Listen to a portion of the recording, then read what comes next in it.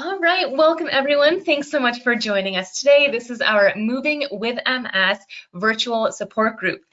And it's based around various physical therapy topics that I am honored to be the one to share with you. And I partner with MS Views and News to deliver this to you guys. So I'm going to go ahead and share my presentation, how to modify exercises. There's three main topics that we're going to talk about. And as you guys hopefully know, I love demonstrating. I'm a huge visual learner, and therefore I like to teach in that way as well. So our first topic is why modify. Second, how to know when to modify. And third, ways to modify. So when it comes down to our third topic, I'm going to demonstrate one of my favorite exercises and all the different ways that you can modify it.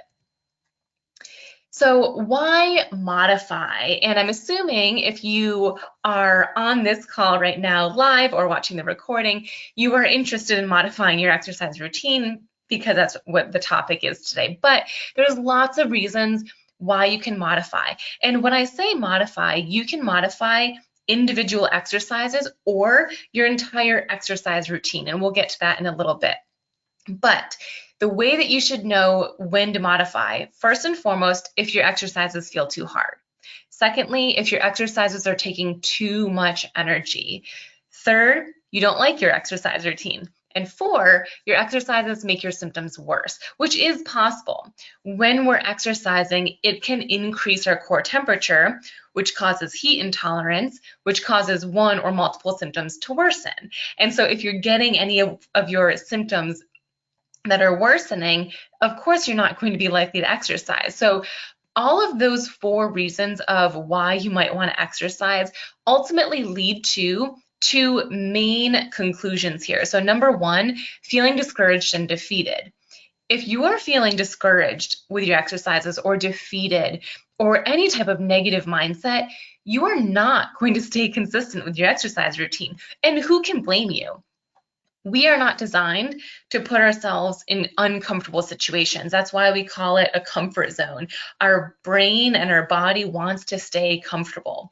So if your exercises make you feel bad about yourself or just uncomfortable and symptoms are worsening or you're feeling defeated, you're not going to stay consistent. And if you're not consistent, you can't do them long enough to actually reap the benefits. Also, when you're not consistent, you can't build up that proof and that motivation and that hope that you actually can improve. So this is, if you have ever felt that your exercises are too hard, they're taking up too much energy, you don't like your exercise routine, or symptoms are worsening, that is a huge sign that you should modify some or maybe all of your exercises. Okay, so how to know when to modify. So I have a question for you guys before I go into a little spiel about this, but I want to hear from you guys in that questions box or the chat box. If you tend to feel fatigued or tired, just from your exercise routine, or like you're overdoing it, are you someone who feels that during your exercise or after? So if you feel it during your exercise, you'll be exercising and you feel in the moment like, ooh, I need to stop right now. Oh, I got to take a break for a little bit. I got to rest because I can feel that I'm overdoing it. Or do you feel it after? Like you feel fine during your exercise routine. You don't feel anything until afterwards and you feel like, oh, I overdid it. Why did I do that? Let me know. So I see a bunch of people saying both. Actually, that's a good point, Helen. It is possible to have both of those. Kathy says after. Susan says after. Yep, after. A bunch of people saying after. Merle says during. After, sometimes in the moment, mostly after. Okay, a few more durings coming in. Usually I feel it afterwards unless it's a bad day. Yep. During. I can feel my legs get weaker and I'm tired. Usually after, both. After, sometimes I ache for the rest of the day. It varies, both. It depends.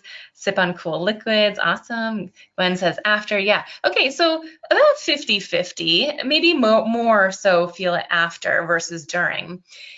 And a bunch of you guys also saying both. So this is really important because when to modify is often based on how it makes you feel. So If you notice your symptoms worse, either during or after, that is a sign to modify your exercises. But I will say, and I'm sure some of you guys can agree with this, it is very tricky to modify your exercise routine if you feel fine while you're exercising. You don't notice the repercussions of it until afterwards. So that's much more challenging, but all of the guidance that I'm going to give you in the next several slides will help you understand lots of ways that you can modify. I see yes if it's a bad day, depends on the day, yeah. Okay, so we're going to go over lots of different ways to modify on the next several slides. So first, positions. Look at all of these positions. And to be honest, I'm sure that there's several positions that I forgot to put on here. These were just the first ones that I thought of. So one position that you can exercise in is standing, as you all know. Another is sitting up tall. We talked a little bit about this, was it 2 months ago? We had our topic of the month was seated exercises, I believe. Was that 2 months ago? Anyways, we talked about different seated exercises. So you can sit up tall, meaning sitting away from the back of your chair, or you can sit reclined. So you are actually reclining back in your chair.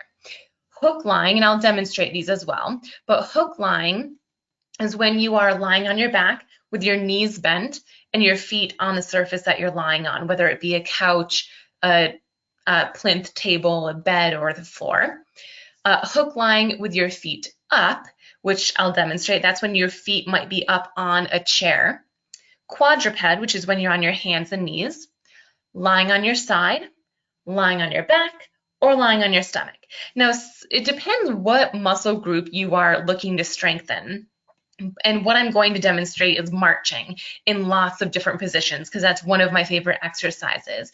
But some of them, for example, marching you can do in standing, sitting up tall, reclined sitting, hook lying with feet up. You can do quadruped. It makes it more challenging, so I very rarely do that option. But you can do marching lying on your side and lying on your back, but you can't really do it lying on your stomach. But all those are different options. So just keep in mind the position. So regardless of what exercise you're doing, if you feel like, okay, this exercise is really challenging for me, I feel so discouraged that I'm not even doing it, I'm just skipping it, then pick a different position, any of these positions. So I'm going to demonstrate right now, and then we'll get back because there's a lot of other ways that you can modify too. But the first way, the simplest way to modify is to change the position that you're in. So these are all the different ways. Don't mind my weights back here. I recently got this carpet. I actually really like it. And it's still settling, so there's still some bumps in the carpet. Anyways, okay, so standing marching you can do with a rollator if you want, or a cane or anything. And standing marching looks like this. I'll show you from this side. So you're up and up. So this is strengthening your hip flexors. Your hip flexors are required to walk forward. So if I need to take a step forward, one of the many movements I need to do is march like this. So standing marching is going to be a really great option for you. So this would be standing marching. Seated marching in an upright position. So you can see I'm not touching the back of the chair. So sitting upright or sitting up tall would look like this. Now this oftentimes is harder than standing because your hips are already flexed. So your hips are already bent, and now you're trying to bend even more, which oftentimes is way more challenging than when you're standing. Your hips are straight and you're bending from a straight position, and that can be easier. So you're not alone if standing feels easier for you. But this is regular sitting up tall marching. You can also sit reclined. So you lean back further. This option is usually easier than sitting up tall. This is usually the hardest, but you can recline, tighten your abdominal muscles, and march from here. So again, that's usually a little bit easier, but everyone's going to be different. So you can march from there. So that's 3 positions. Now I'm going to come down to the floor, but keep in mind, I'm doing them here because I don't have a bed or a couch in this room, but you don't have to get down to the floor. You can do these options on your own bed or couch. Only do them on the floor if you can get up safely. So the first option is hook lying, which is this. So you're lying on your back, your knees are bent, and your feet are on the floor. Marching from this position looks like this. So same thing. Knees up, knees are coming up towards my face, just like they were when I was sitting and standing. Now a hook lying position with your legs raised looks like this. And marching would look like this. And it was actually one of my clients who reminded me of this. She said that this is easier for her to do than with her feet on the floor. So that is hook lying with your feet up. Next, you've got lying on your side. I like to prop my head up, but you can have your arms down, whatever feels comfortable to you. And here you have two options. Option number one is just bring your top knee up towards your face. So it's still the same marching movement, still your knee bending, or sorry, not your knee, your hip bending and your knee coming up towards your face. Another option would be both knees at the same time. And this usually is harder, but you bring both knees up and down, up and down. Now, if you did just do the top leg, now, of course, you'd have to flip over and do the other side as well. So that would be lying on your side. Now, as I mentioned, lying on your stomach and quadruped are the two options that I would very rarely give. They are either harder or just work the muscles in a different way, but I do want to show you the options. So quadruped is when you are on your hands and knees, and it's still marching. So you're going to bring your knee up towards your face, just like all the other exercises, and it looks like this. You can't get as much movement. As you can see, this is what feels comfortable to me, and it's much less than all the other positions. But this is quadruped marching. And then lastly, and this one's going to be hard for you guys to see, is the lying on your stomach. So you can lie on your stomach. And I'm going to bend this knee just so you can see it a little bit better. So with this leg, what I'm going to do is push my knee down into the floor. So you guys can't see much because my leg is not physically moving.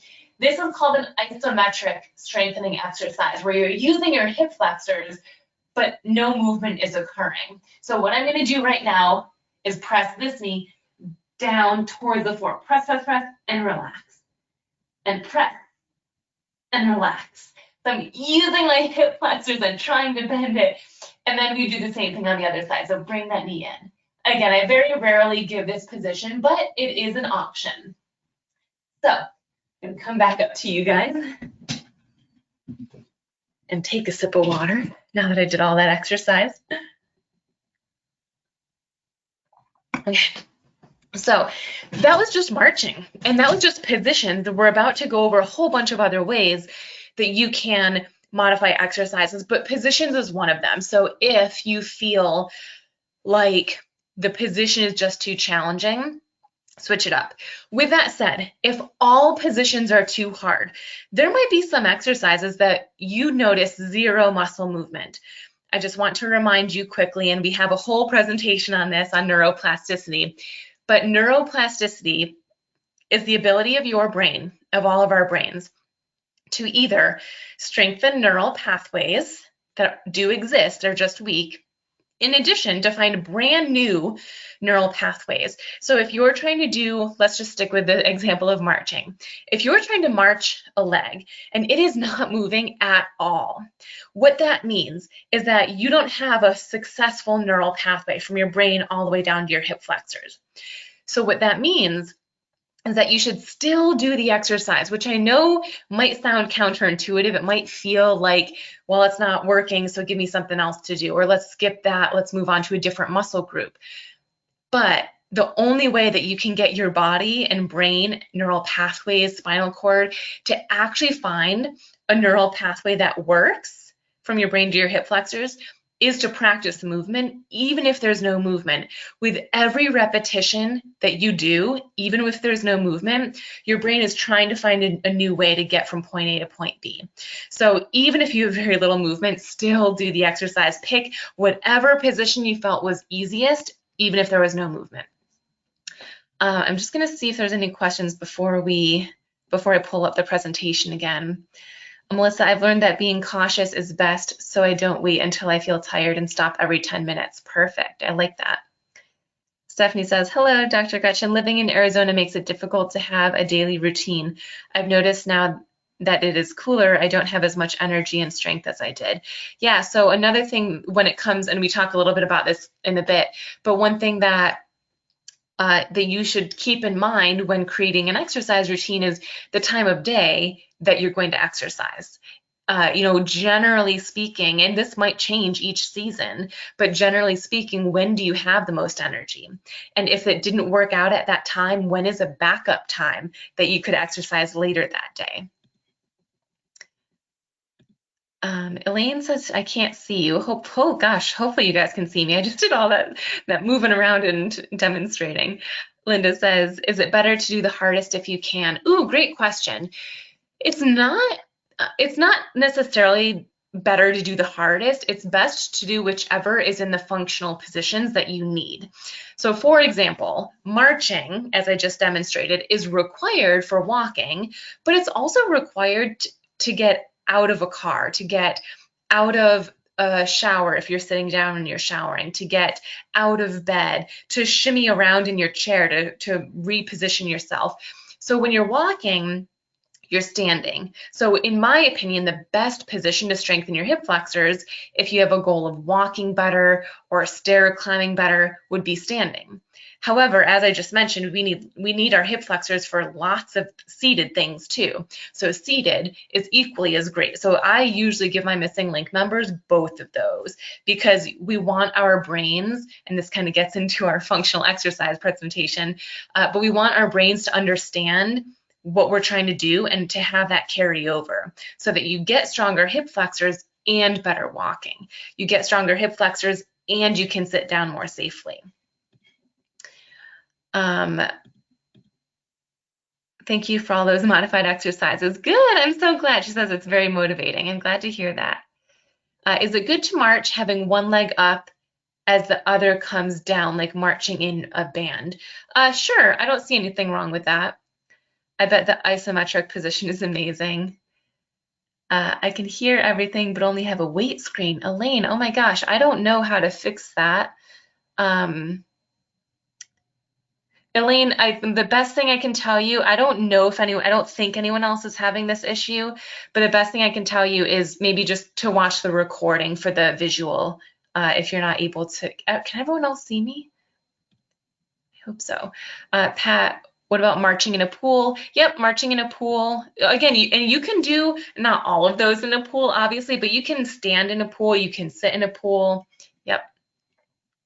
And can you stand up can you march standing up holding on? Absolutely. You can hold on to a countertop that's dry that you won't slip on, a rollator, a cane, whatever you can that won't move. What is a good exercise to train my brain to stop swinging my leg out? So we have a whole presentation on walking exercises. Definitely watch that. If you'd like a reminder of it, let me know and I can send it to you. But there's several exercises to help with your walking, specifically with your legs swinging out to the side. Marching is one of them. Bending your knee is another, and lifting your ankle is another. Okay, Dion, I was able to see the demonstrations. Good. Karen, if one side is much weaker than the other, should you still do both equally? So I think you probably asked that question prior to me saying to always do them, but yes, it is worth doing them equally. Okay, you guys can see me fine. Phew, oh my gosh, phew. Okay, I can see you're visible. Awesome. Please send the exercise to halt swinging out. So it's not a specific exercise. It was one of the recordings that we talked about. So it's another hour-long presentation, but I can send that I will include the link to that recording on walking-based exercises in the takeaways. So if you're not part of the takeaways, let me know and I can add you to that list. Elaine left and re-entered. That's a great idea. Good call, Elaine. Okay, all right, so let's get back to it. So again, position is just one thing. It's usually the first thing that I suggest doing if you need to modify your exercise routine or a specific exercise. Should march bring the knee higher than the hip? Yes and no, it depends. You know, if you're standing, it probably won't come higher than the hip. If you're sitting, it might, it probably will, because you're starting with your hips and knees aligned, so it depends. Dion, please add me to the takeaways. There was one that was sent out last Tuesday after the presentation. There isn't always one that's sent out, it's just if we have additional resources. If you didn't get that, then let me know your email and that's how I can add you in. All right, so another way to modify is to modify the speed of the exercise. So I always tell my clients, go slow and steady. That is going to be the best way to really activate the neural pathways and the muscle groups. So slow and steady. However, going slower is harder. So if the exercise is too challenging for you, go faster. Don't add a pause, you know, go faster in whatever way that means for you. It should still be controlled. It shouldn't look like you're flailing all about, but faster is easier. So if you're looking to make exercises harder, go slower. But if you're trying to make them easier, going faster is another option. The amount of movement that you see. So I just mentioned, if you don't see any movement at all, that it's still really, really important to practice the exercises. However, another way that you can modify is to aim for less movement. More movement, so the more you lift. So I think it was Kanita just asked that question of, should your knee come higher than your hip? Sure, if you can, that's more movement. That's going to be harder. But if the exercise is so challenging that you want to modify, less movement. Truly, even a half of an inch for the seated marching exercise or even standing marching. I have some clients that when they first do that, their foot is still touching the ground, even when they're lifting. It's not touching the ground as much. It's just skimming the ground instead of fully touching the ground, but still, it's touching the ground. That's how little movement it is. And that's fine. I love that. I tell them to keep doing that. So less movement is going to be easier. So just don't lift your leg up as high or don't bend your knee as much. So whatever movement it is that you're doing, just do less of it. It's still effective. I think all of us, if not most of us, grow up in an environment in gym class or PE, if you're on a sports team, where you go big or go home, like you do as much movement as you can and you're rewarded for that. But then when it comes to MS, that's not necessarily it at all. And if you don't have much movement, you feel unsuccessful and like you shouldn't even bother. And that's not true. Truly, half of an inch, even a centimeter, any amount of movement is enough to use or find a neural pathway. So I hope that that can be motivating for a lot of you guys. Another way to modify your exercises is pausing, either adding a longer pause or a shorter pause. So I personally like to go slow and steady and add maybe a 1 to 3 second pause. So for example, you're marching slowly up, hold for 1, 2, and then slowly down. However, pausing means you're going slower. And as I mentioned a few slides ago, slower is harder. So if you're trying to make an exercise easier, don't add a pause. Maybe it's still slow and steady, but there's no pause at the top. You just come right back down. Or maybe if you're looking to make the exercise harder, you do add a longer pause. Maybe you try to hold for 5 seconds or 10 seconds or 15 seconds. So the rule with pausing is that a longer pause or a longer hold is harder, and a slower pause or no hold is easier. Another way to to modify is to reduce the exercise time. So this can look many different ways. So let's say that you are doing, I'm going to try to keep this easy on my brain. Let's say you're doing an hour of exercise and it's 10 different exercises and you're doing 10 repetitions, 3 sets. One way to reduce that exercise time is to do fewer exercises. So instead of doing 10 exercises, 10 times 3 sets, maybe you do 7 exercises, 10 times 3 sets. Or maybe you do fewer repetitions. So it's still 10 exercises, but instead of doing them 10 times, you only do them 5 times, or 7 times, or 8 times. Or you can reduce the number of sets. So it's still 10 exercises, you're still doing them 10 times, but instead of 3 sets, you do them 2 times. I know I'm throwing a lot of numbers at you, but just generally speaking, reduce the number of exercises, either the exercise as a whole or the number of repetitions or sets. Another way to change up and modify your exercise is to increase the exercise time. So I just said reduce the exercise time. However, one way you can increase the exercise time and still modify the exercise routine is to add more rest breaks. So you still do 10 exercises, 10 times each, 3 sets, but you add more rest breaks. So instead of taking you an hour, maybe it takes you an hour and a half, or an hour and 20 minutes, or 15, or whatever, maybe 2 hours, who knows, but you add more rest breaks. So I believe this is one of my final slides. So which one to do? I just threw a bunch of different options at you guys. Which one should you do? Try one that feels easiest for you. If it feels easiest to just reduce the amount of time, maybe to take 1 exercise away, try that. If it feels easiest to do your normal routine, but 1 less set, or do your normal routine, but aim for less movement, or do your normal routine, but go a little bit faster, great. Or maybe you change the position. Pick just one thing that feels easiest to you and start there. And then if that didn't help, maybe try 2 things. Maybe you change the position and you do fewer repetitions. But, and you can get so creative, as you can probably see. There's so many different options. So write all those options down, or if you want to watch the recording and just get this information again, that's fine too. But know your options and then pick from there. You do not need to do all of these modifications. In fact, I never tell someone to modify in all of these different ways. That would just be too much. But these are your options. Try 1, see if it helps. If it didn't, try 2. If it didn't, try 3. But usually by the time that you modify in at least 3 or less, you'll notice a difference. Another thing to remind yourself is to listen to your body. So often we get caught up in what we say we're going to do that we don't listen to our body when it's telling us that it needs a break. So this is perfect for all of you guys who mentioned that you do feel burnt out or like you're overdoing it while you're exercising, during your exercise. If you were someone who said that, listen to your body, because it's going to tell you if it needs to rest, or if you're just moving too fast, or if you should stop early.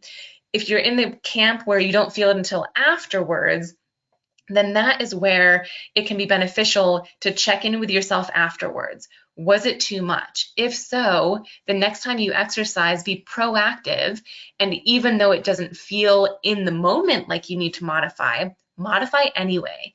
And then after, reassess. How did you feel this time? Was it still too much? If so, try another modification, 2 modifications. And so work it that way. And lastly, as several of you guys said, it's different every time. Sometimes you feel like you're overdoing it while you're exercising. Other times it's not until afterwards. Sometimes you just don't even know. I find it really helpful to have at least 2, maybe even 3 different exercise routines or different exercise plans, regimens, whatever you want to call it. 1 for your what you would call a good day, and then 1 for a fatigue day or a bad day, whatever you want to call it. Just 1 for a day that you're feeling better and 1 for a day that you're not feeling so hot. That way, if you have a string of days or weeks where you're feeling blah, it's not good for you. You still have options of exercises. You won't only exercise when you're feeling good. And that is so powerful because that's going to help you stay consistent with your exercises. If we only just wait till the days we feel good to exercise, it might not be often enough to reap the benefits from it. So set yourself up for success and have one day, I personally call these your rock star days, where it's a list of exercises to do when you're feeling great. And I have another day where it's a regular day. And if you're feeling fatigued or just down or anything that's less than your best, you can do that one. As always, I do see some questions, so I'm going to go over to the chat, but these are the different ways that you can reach me. This is my email, gretchen@drgretchenhawley.com. My website and different ways we can work together is missinglink.com. I have a Facebook group, an Instagram, a podcast, and a YouTube, and because there's so much on here, I couldn't fit it in, but we also have the Missing Link app as well. Okay, I see some questions coming in. Myrtle says, please add me. And if you guys are wondering, so the takeaways that I mentioned is something where when there are additional resources that I mentioned during our conversations in the Moving with MS support groups, I will send an email the next day, usually before noon, but at some point the next day, just saying, hey guys, here's the takeaways from our call last night. We don't always have one, so I think it was Dion or someone said that they haven't received one in a while. One did go out last week, but I don't think there were any that were sent out in September, maybe not even August. So it's not every time, it's just when there are extra resources. Which would be considered aggressive physical therapy? Karen, can you say more about that question? Were you told to do aggressive physical therapy? And that's where are you getting that terminology from? Give me some more details on that. Gwen says, I take more rest breaks so I can judge how my body is doing and hopefully I haven't over-exercised. Yeah, rest breaks is a great strategy. What about using a strap or an aid when not much movement is seen? Yeah, absolutely. You know, the modifications that I mentioned are just my usual go-tos, but I love these other ideas. So if you guys use any other modifications I didn't mention, please let us know, and I'm more than happy to say them out loud for everyone.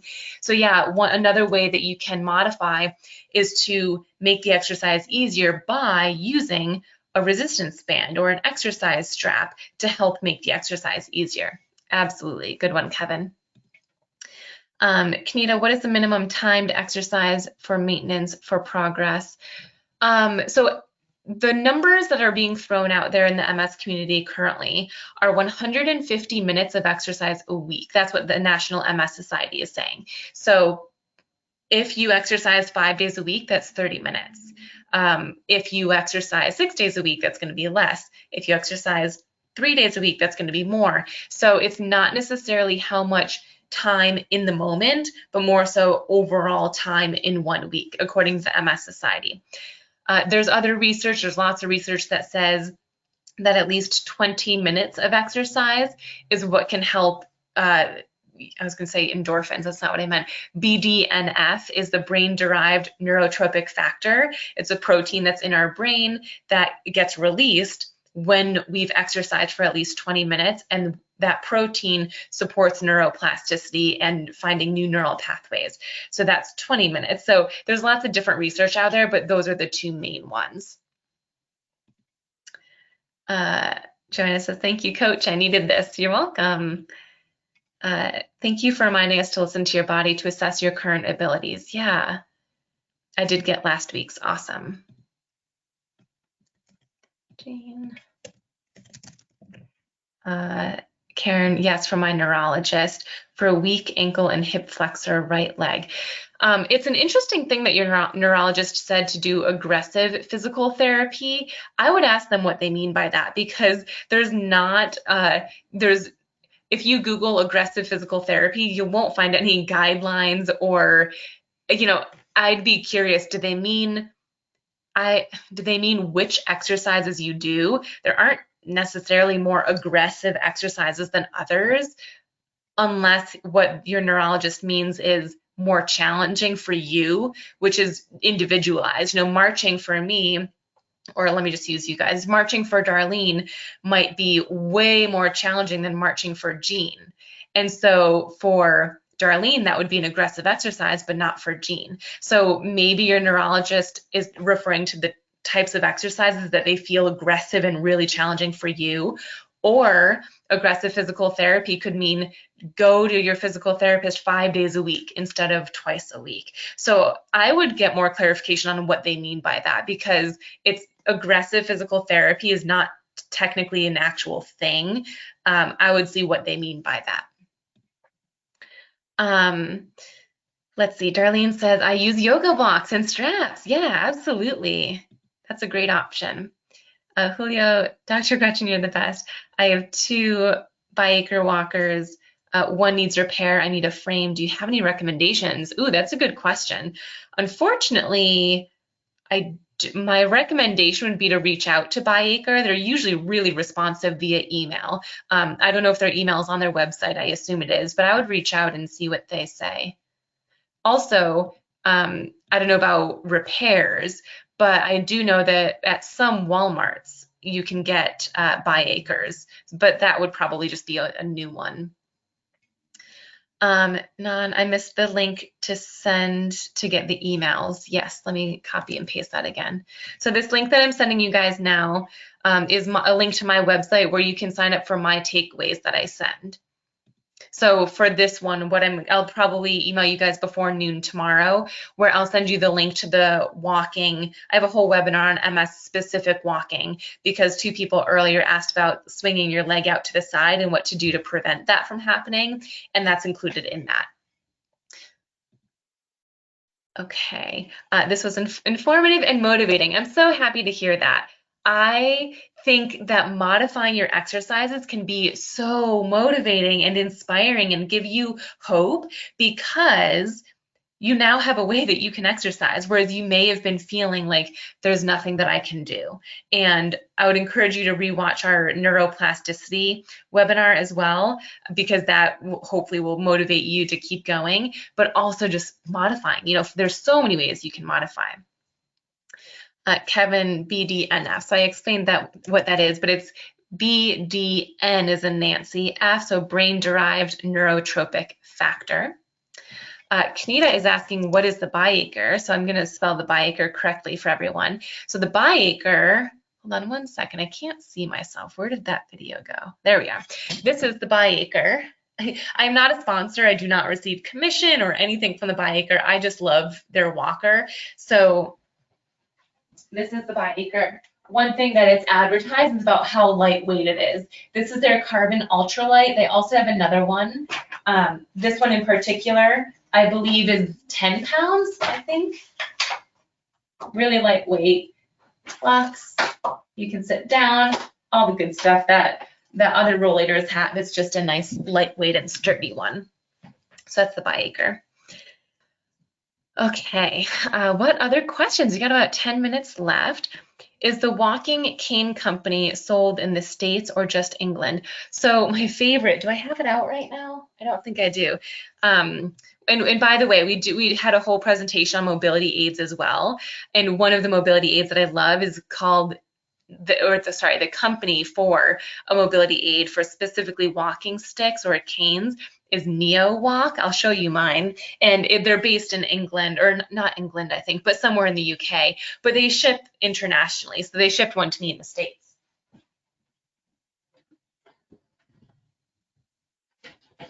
So this is it. I just love that you can customize them to what you need. I treated a patient this past weekend in Boston who has this, but it's completely clear because she doesn't want anyone to see it. And here I am, you know, getting hot pink and purple tips and green tops. So you can customize it. I got one with bubbles. They have some that light up, some that have swirls all around them. So the company for that one, kind of getting off topic here, but is Neo Walk, and they do ship internationally. Lynn says, 5 days a week, I do exercise for 20 to 30 minutes with a leg holding on to a rail and then moving my legs side to side, kickbacks, and walking using my walker. Awesome. That sounds great. How do I get rid of sub-Q flab? Subcutaneous, is that what you're referring to? Edith, if you can further explain that, your question, that'd be great. Veronica, when will your recording site be updated to see this? So that is on MS Views and News. They're the ones that share the recordings. Usually I want to say they're up within by the end of the week. Sometimes it takes a little bit longer, but usually they're up by the end of the week. So I would assume by this Friday. And that link, well, let me share that link with you guys again too. This is the link, the bit.ly link. That's the link with all of our recordings, even whether this is your first support group with us or your 20th. We've been doing this for a while. That link will give you all of our past recordings. So see which topics you want to learn or relearn. After following you on here these past 2 years, I am now able to feel physically reliable enough to work 1 day a month. I love that. Thank you, Dr. Gretchen, because this helps me feel more like a real person again. That is amazing, Gwen. Thank you so much for sharing that. That's so awesome. Yes, I agree. Your presentations are informative and helpful. Awesome. Please spell out BDNF. Okay, brain-derived neurotrophic factor. There you go. If I imagine, let me try to Google it quickly before I say that. BDNF. I wonder what comes up. Yeah, the first thing that comes up, at least maybe it's just because I've Googled it before, but the first thing that comes up is brain-derived neurotrophic factor, even if you just type in BDNF. I think I mean tightening the muscles. Okay. So for tightening, tightening is the same as strengthening. So one benefit of working out in your muscles in a strengthening way is that it will tighten the muscles as well, which is good and bad. It can tighten and tone the muscles, but if you have muscle tightness anyways or spasticity, we don't necessarily want that muscle tightness. So it is important to stretch afterwards. So strengthening exercises can and will tighten your muscles, Edith. I think that's what you're asking. Are there a lot of exercises that can be done even in bed? A little goes a long way. Once you get started, it gets easier. Yeah, in the missing link in my online MS wellness program, we have a 13-minute video that's literally called Exercises to Do in Bed. It's just a 13-minute routine that you can do. But yeah, absolutely. You know, I'm a huge advocate for exercising in any position, anywhere that you can. You can do marching in bed. You could, you know, move your ankles. If you're sitting up in bed with your legs out straight, you can do, you know, ankle lifts like this. You can, it'll be the other way, but you can bend your knee and straighten your knee. And that's marching and knee bending. You could do some upper body exercises. You could do some cardio, some upper body jumping jacks, some ab lean back. So there's tons of different exercises that you can do in bed. Does stretch time count as exercise time? That's a really good question. That is a good question. I don't know that anyone has ever asked me that before. I don't think there's research out there that answers this question. So this is just my personal thoughts, but I feel like if you're able to, the time that you're counting towards your exercise should be for strengthening exercises. Again, there's no research that supports that, or maybe there is. I've never looked into that specific thing because no one's ever asked me before. But if you're looking to get the most out of your exercise routine, I personally would count my strengthening or balance or cardio, pretty much any other type of exercise except for stretching, towards that exercise time. Stretching, in my opinion, is separate because it's not for strengthening, it's not for balance, it's not for moving, it's to relax your muscles.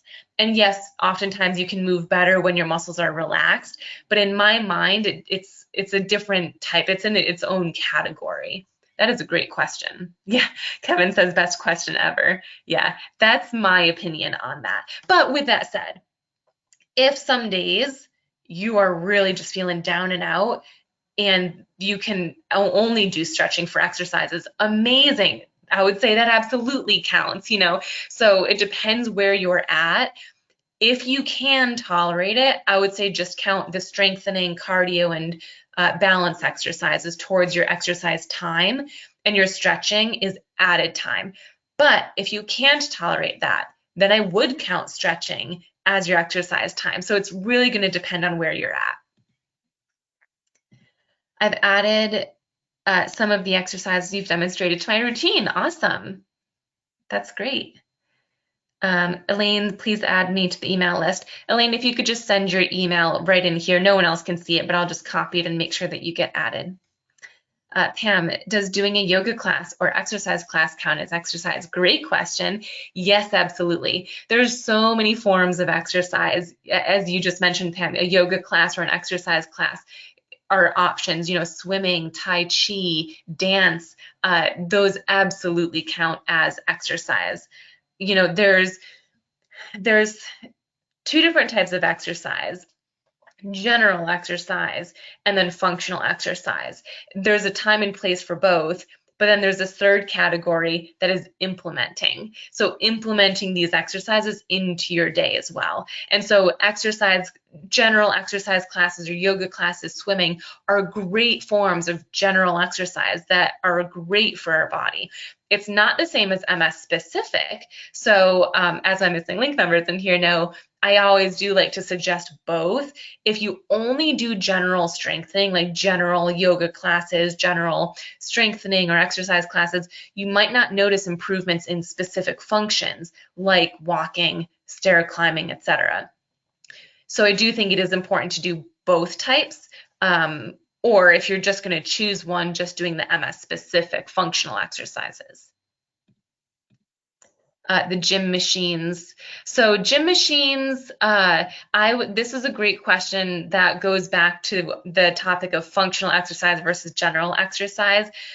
Gym machines are general exercise. A functional exercise means breaking down the function that you're looking to improve. And a function is the same thing as an activity. So walking, getting into and out of a car, stair climbing, standing up from the floor. So in none of those day-to-day things do we have a machine. Machines can be useful to improve strength in a non-functional way for sure. I'm not saying don't use machines, but they're usually less functional. The only type of one type of machine, not the only type, one type that can be functional is, I'm blanking on what it's called right now. Shoot, what is it called? Okay, different one.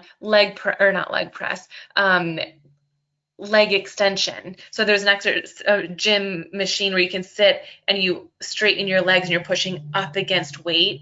And then there's another one where it's the hamstring curl and you can pull it down. Those are functional exercises in a seated position if you're looking to improve your bending and straightening of your knee in a seated position, which can help with scooting forward and scooting backwards, so that if that's one of the goals you're working towards, that can be a functional exercise, just as an example. Yoga is mostly stretching. Why does it count? Is that your question? There's a typo in there. Yoga, it depends what your yoga class is like. Some yoga is mostly stretching, especially if it's advertised as yin yoga, that is mostly stretching.